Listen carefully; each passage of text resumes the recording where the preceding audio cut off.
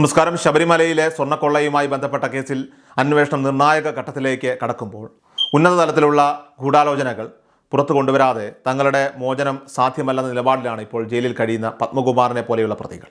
മുൻപ് പ്രത്യേക അന്വേഷണ സംഘത്തോട് തികച്ചും അനുകൂലമായിട്ടുള്ള നിലപാട് സ്വീകരിച്ചിരുന്ന ഹൈക്കോടതി ഇപ്പോൾ കടുത്ത ഭാഷയിലുള്ള വിമർശനങ്ങളിലേക്ക് മാറിയിരിക്കുന്നത് അത് സർക്കാരിനെയും അന്വേഷണ ഉദ്യോഗസ്ഥരെയും ഒരുപോലെ ഇപ്പോൾ സമ്മർദ്ദത്തിലാക്കുന്നുണ്ട്.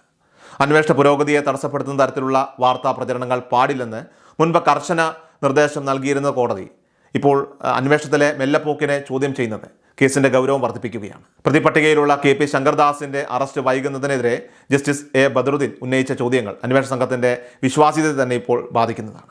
ശങ്കർദാസിന്റെ മകൻ പോലീസ് സേനയിൽ ഉന്നത പദവി വഹിക്കുന്നത് കൊണ്ടാണോ നിയമ നടപടികൾ വീഴ്ച സംഭവിക്കുന്നത് എന്ന് കോടതി പരസ്യമായി ആരാഞ്ഞു.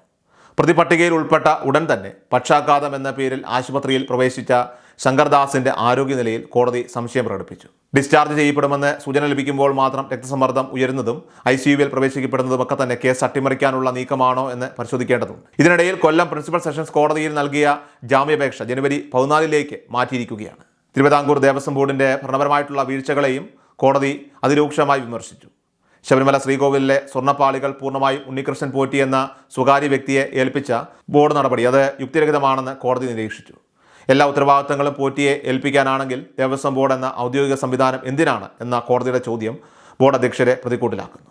ദേവസ്വം ബോർഡ് മാനുവലിലെ വ്യവസ്ഥകൾ ലംഘിക്കപ്പെട്ടതായിട്ടും ക്ഷേത്ര സ്വത്തുക്കൾ സംരക്ഷിക്കുന്നതിൽ ബോർഡ് പരാജയപ്പെട്ടതായിട്ടും പ്രാഥമിക നിരീക്ഷണങ്ങൾ വ്യക്തമാക്കുന്നുണ്ട്. സ്വർണ്ണപ്പാളികൾ കവർന്ന കേസിൽ ഗൂഢാലോചന പുറത്തു കൊണ്ടുവരാനായിട്ട് ബോർഡ് അംഗങ്ങളിലേക്ക് കൂടി അന്വേഷണം വ്യാപിപ്പിക്കേണ്ടി വരുമെന്നാണ് സൂചന. കേസിലെ രാഷ്ട്രീയ ബന്ധങ്ങൾ LDF സർക്കാരിന് വലിയ വെല്ലുവിളിയാണ് ഇപ്പോൾ ഉയർത്തിയിരിക്കുന്നത്. മുൻ ദേവസ്വം മന്ത്രി കടകംപള്ളി സുരേന്ദ്രനെ എന്തുകൊണ്ട് ചോദ്യം ചെയ്യുന്നില്ല എന്ന ചോദ്യവും ഹൈക്കോടതിയിൽ നിന്ന് ഉണ്ടാകുമോ എന്ന ഭയത്തിലാണ് ഇപ്പോൾ അന്വേഷണ സംഘം. കൂടാതെ നിലവിലെ ദേവസ്വം ബോർഡ് പ്രസിഡന്റ് PS പ്രശാന്തിനെതിരെയുള്ള ആരോപണങ്ങളും ഗൗരവകരമാണ്. 2025 പ്രശാന്തിന്റെ ഭരണകാലത്ത് സ്വർണ്ണപ്പാളികൾ വീണ്ടും ചെന്നൈയിലേക്ക് കടത്തിയതായി പ്രതിപക്ഷം ആരോപിക്കുന്നു. അന്വേഷണം പ്രശാന്തിലേക്ക് നീങ്ങിയാൽ അത് നിലവിലെ മന്ത്രി VN വാസവൻ അടക്കമുള്ളവരിലേക്ക് സംശയം നീളാനായിട്ട് കാരണമായി മാറും. ഇത്തരമൊരു സാഹചര്യം വരാനിരിക്കുന്ന നിയമസഭാ തെരഞ്ഞെടുപ്പിൽ ഭരണപക്ഷത്തിനെ സംബന്ധിച്ച് വലിയ രാഷ്ട്രീയ തിരിച്ചടിയാകുമെന്ന് അവർ തന്നെ ഇപ്പോൾ കണക്ക് കൂട്ടുന്നുണ്ട്.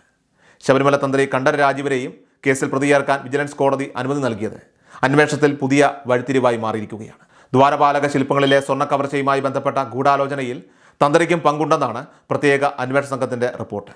സ്വർണ്ണപ്പാളികൾ ചെമ്പാക്കി മാറ്റിയ മഹസറിൽ ഒപ്പിട്ടത് വഴി തന്ത്രി തന്റെ ഔദ്യോഗിക ഉത്തരവാദിത്തത്തിൽ നിന്ന് വീഴ്ച വരുത്തിയതായിട്ടും SIT കരുതുന്നു. തന്ത്രിക്ക് നൽകുന്ന പടിത്തരം എന്നത് ദക്ഷിണയല്ല, മറിച്ച് ശമ്പളത്തിന് തുല്യമായ പ്രതിഫലമാണെന്നും അതുകൊണ്ട് തന്നെ അദ്ദേഹം ഒരു പൊതുസേവകന്റെ ഉത്തരവാദിത്തങ്ങൾ പാലിക്കാൻ ബാധ്യസ്ഥനാണെന്നും നിയമോപദേശം ലഭിച്ചിട്ടുണ്ട്. കട്ടിളപ്പാളി കേസിന് പിന്നാലെ ശില്പങ്ങളിലെ സ്വർണ്ണ കവർച്ചയിലും തന്ത്രി പ്രതിയാക്കപ്പെട്ടത് ഭക്തജനങ്ങൾക്കിടയിലും വലിയ രീതിയിൽ ചർച്ചയായി മാറിയിട്ടുണ്ട്. ഈ വരുന്ന ജനുവരി 19 അന്വേഷണ സംഘം ഹൈക്കോടതിയിൽ സമർപ്പിക്കാനിരിക്കുന്ന റിപ്പോർട്ട് അത് ഈ കേസിന്റെ ഭാവി തന്നെ നിശ്ചയിക്കും. ശബരിമലയിൽ നിന്ന് കൊള്ളയടിക്കപ്പെട്ട സ്വർണം എവിടെയാണ് എന്ന സുപ്രധാന ചോദ്യത്തിന് ഇനിയും വ്യക്തമായ മറുപടി നൽകാൻ പോലീസിന് കഴിഞ്ഞിട്ടില്ല. നിലവിൽ അറസ്റ്റിലായ ഗോവർദ്ധൻ, പങ്കജ് പട്ടാരി എന്നിവരിൽ നിന്ന് ലഭിച്ച വിവരങ്ങളൊക്കെ തന്നെ അപൂർണമാണ്. അതേസമയം ഉണ്ണികൃഷ്ണൻ പോറ്റിയെ ശബരിമലയിൽ നിയമിച്ചതും മുൻപ് കോൺഗ്രസ് സർക്കാരിൻ്റെ കാലത്താണെന്ന പ്രചരണം ശക്തമാക്കി കേസിനെ രാഷ്ട്രീയമായി തന്നെ പ്രതിരോധിക്കാനായിട്ട് LDF ഇപ്പോൾ ശ്രമങ്ങൾ ആരംഭിച്ചു കഴിഞ്ഞു. എന്നാൽ കോടതിയുടെ കടുത്ത നിലപാടുകൾക്ക് മുൻപിൽ ഇത്തരം രാഷ്ട്രീയ നീക്കങ്ങൾ എത്രത്തോളം ഫലപ്രദമാകുമെന്ന് കണ്ടറിയണം. വരുന്ന 6 ദിവസങ്ങൾ സർക്കാരിനും പ്രത്യേക അന്വേഷണ സംഘത്തിനും അതീവ നിർണായകം തന്നെയാണ്.